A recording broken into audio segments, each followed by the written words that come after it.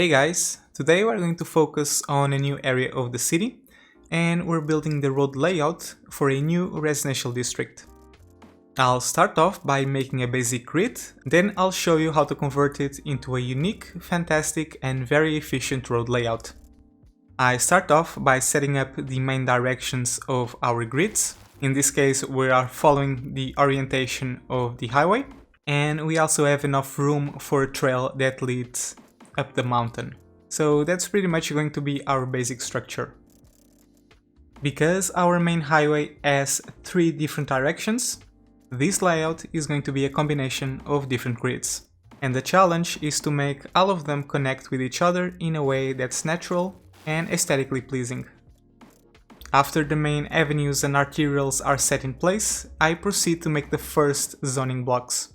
I build them as simple as I possibly can, not thinking too much about it and not paying a lot of attention to details. That will come later on.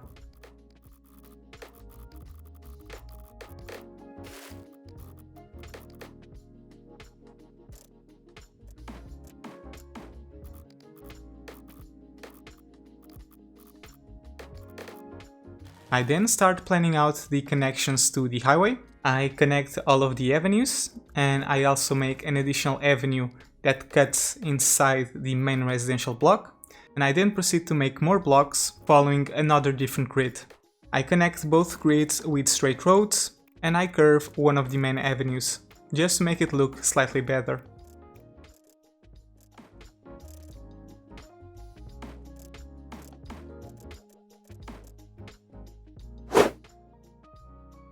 This is a result of roughly 15 minutes of work. As I've mentioned during the time-lapse, this grid was made to match the existing highway. So we have one main avenue, which is this one over here, which is perpendicular to this segment of the highway. And then we have another main avenue, which is this one over here, that is perpendicular to this segment of the avenue. So basically we have a combination of 2 grids that are matching together and connecting with each other. Conveniently, this road that goes up the mountain connects at a 90-degree angle with this road over here, so that was very convenient. Then we have an outgoing avenue, which is this one, which is parallel to this segment of the highway. So everything is pretty much matching together. There's also a bit of traffic planning around here. As you can see, we have this segment of the highway, the outer part of the highway connecting to this avenue. To disperse traffic a bit better throughout the entire layout, I have connected the inner part of the highway to a completely different avenue, which is this one. Due to the amount of roads that we have, this layout also maximizes zoning space, as there is very little wasted space over here. However, let's face it, visually this layout is not really that interesting. Even though we have 2 different grids, there are no unique or key features of this layout that makes it stand out. It's simply a basic grid. Also, even though there was a bit of traffic planning, this layout has a lot of structural problems that will lead to massive traffic issues.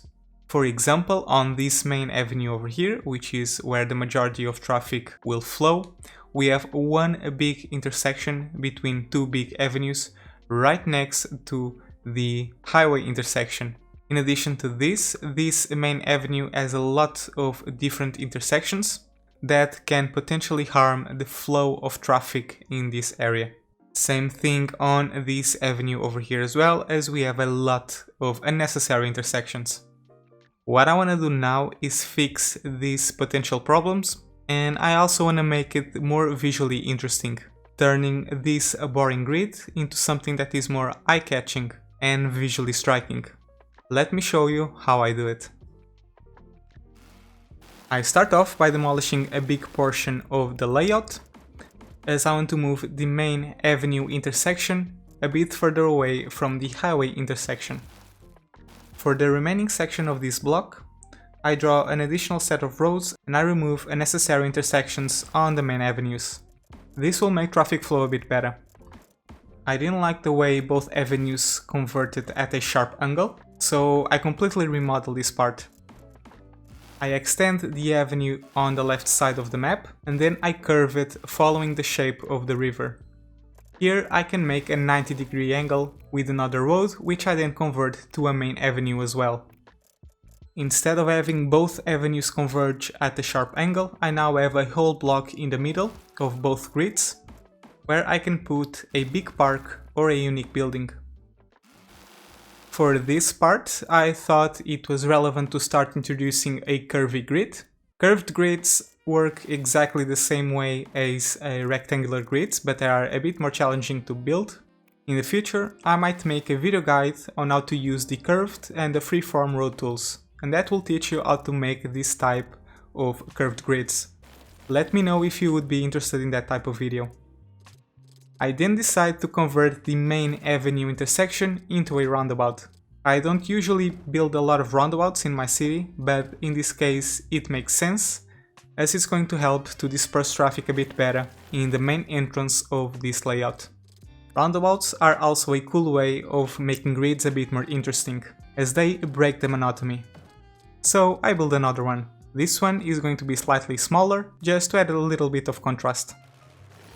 Because I'm not going to make a direct connection between the roundabout that connects the main avenues and also the highway interchange, I'm better off by elevating the entire avenue, making a bridge, and expand the zoning blocks beneath the bridge to the other side of the avenue. I don't fill this entire area and I'll leave an empty space that can be used to create a park. I do the same thing on the other empty space, but here I build a small access point using an oval roundabout to provide customized road access. I then complement the entire layout with pathways. Pathways increase the walkability of the city by connecting spaces that are usually not connected with roads. In this case, I'm building them on strategic points, again to prevent zoning on key locations of the avenue, and also to reinforce the avenue structure visually, making it look much more interesting and impactful.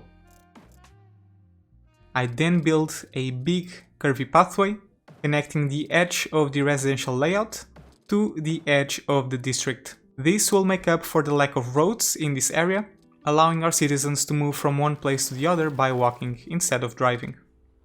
I also curve the avenue at this point to make it better looking. This is our upgraded layout. And what a difference! It still respects the initial grid as all directions and angles are the same, but it looks much better. The basic procedure that we have done was to remove the amount of intersections that we had, and that allowed us to break the grid and make it more interesting. So for example, on this block over here, even though it remains the basic square shape, by modifying the road layout and removing the intersections on the main avenues, and also drawing additional roads, allowed us to have a combination of different rectangles that all fit nicely with each other. Another thing that we have changed was the way both grids were connecting to each other.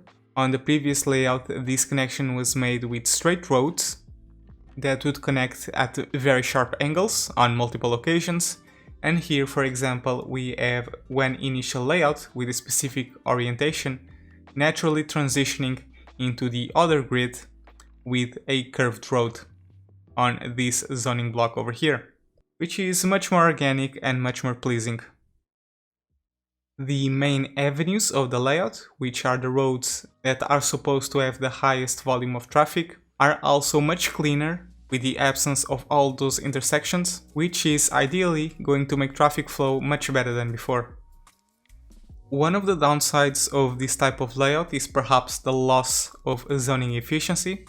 So if I go into our road panel, we can see that we have a lot of empty spaces where you cannot zone anything in the middle, but you can easily adapt these blank spots by drawing additional roads. So for example, on this part over here, I could simply extend this road all the way here, and I could even extend the layout to this area as well by making a few additional blocks, so something like this.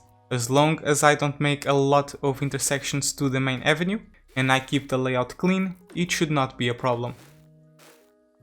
on this big empty middle part of the layout, we can maximize zoning space by making a set of roads that are parallel to the main avenues, and then adapting from here, removing unnecessary segments of road and also using curved roads for more tight connections to make everything look much more organic. This method allows for the creation of residential layouts that fit nicely inside any set of grids and any set of roads, while also maximizing zoning space. Now let's assume what you really want is zoning efficiency.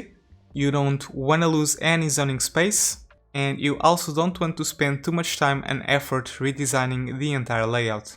So I've booted up our old layout, and I'm gonna show you how to make it better without spending too much time on it. The first thing that I want to do is once again remove the main intersection. I want this main intersection to be a bit further away than the highway intersection, so I'm going to move this main avenue away.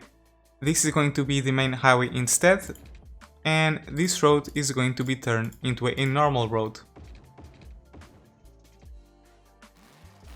I also want to remove these intersections from the main avenue.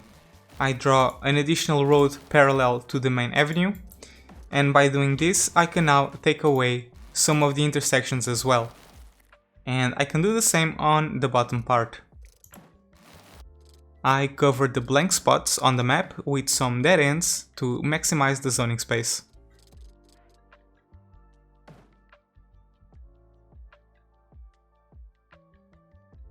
I apply the same logic to the bottom part, and I move the main avenue intersection from the main highway to disperse traffic, and I remove the amount of unnecessary intersections.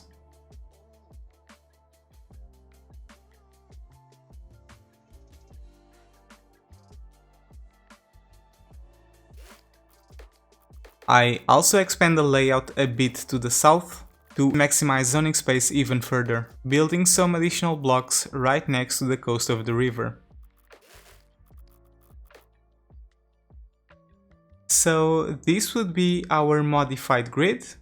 Its zoning efficiency is very similar to the first grid, with the benefit of being a bit more functional when it comes to traffic, due to the removal of all the intersections. So if I click on the zoning icon, you can see that we have a lot of white squares where we can zone in. Road hierarchy is also much more defined in this version, as cars need to travel on the avenue to go to the majority of places, where in the previous layout, because we had so much intersecting local roads, people could cut through the neighborhood using a local road instead of the avenue. Because it's a grid, this layout is also very adaptable. So let's assume you wanted to build a unique building. So for example, you wanted to build the Theater of Wonders, but you don't have any room. Well, we can easily fix that. So we could grab our road tool and make an additional segment and remove the roads inside this little square without affecting the traffic efficiency of the layout. And here I could simply build my unique building. Likewise, I could also do the same on the other side of the avenue. I could delete these roads, make an additional road that is parallel to the avenue or very similar to it, and I could place yet another unique building. So this is the type of layout that you can play on and adapt as you build your city. However, I'm quite satisfied with the previous layout that we had built with all the roundabouts and the curvy grids, so let's go back to it. I'm pretty satisfied with the layout that we have built. This is going to be mainly a residential district, so I'm gonna zone all of these blocks between the avenues with residential, and I'm also zoning some commercial alongside the avenue to provide local shopping to our residents.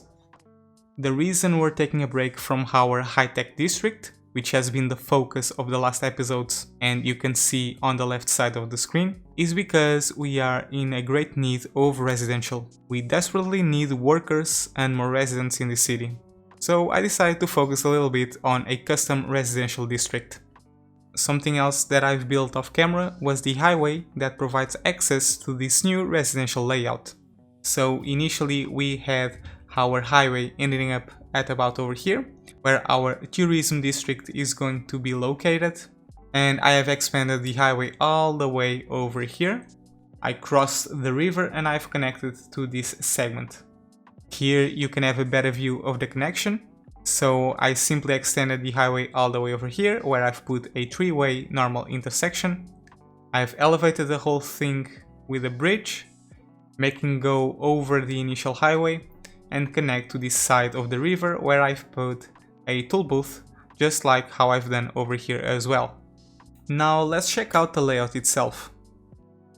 For these big empty spaces in the middle, I'm thinking about building a custom park for this one, for example. So I could come here and place one of these big park with trees right in the middle, providing leisure to this entire region. And I can even go a bit further by placing another one right next to the first one, and then connecting them all together with some pathways, and build a custom pathway network that fills this entire block. And then I would finalize the whole thing by manually place some trees and make this whole thing like one singular big park. Big empty blocks right next to the avenue like this one are perfect for service buildings that need easy access and an easy way to travel around the city. So for example, this would be a nice location for a fire station and also a police station, for example, or even a medical clinic or a high school. For this particular block, I built a customized road access with a oval bout that you can see here. And here I'm thinking about making a dedicated place for a unique building. And the building that I'm thinking about would be this one, the tax office, which fits perfectly right in the middle of the oval bout. So something like this. And the adjacent area could be fitted with a custom park, just like what I'm doing right here. But that's going to be material for another video. So make sure not to miss it if you wanna see how this whole thing is going to turn out. Also, let me know what you thought about this video, if it was helpful, insightful, and you now have a better understanding on how you can turn your own greedy road layouts into something that's a bit more interesting and perhaps even more efficient. If you can give me your feedback in the comment section down below, I would greatly appreciate it. But anyway, thank you so much for watching, and I hope to see you again on the next video. Take care, and as always, have fun!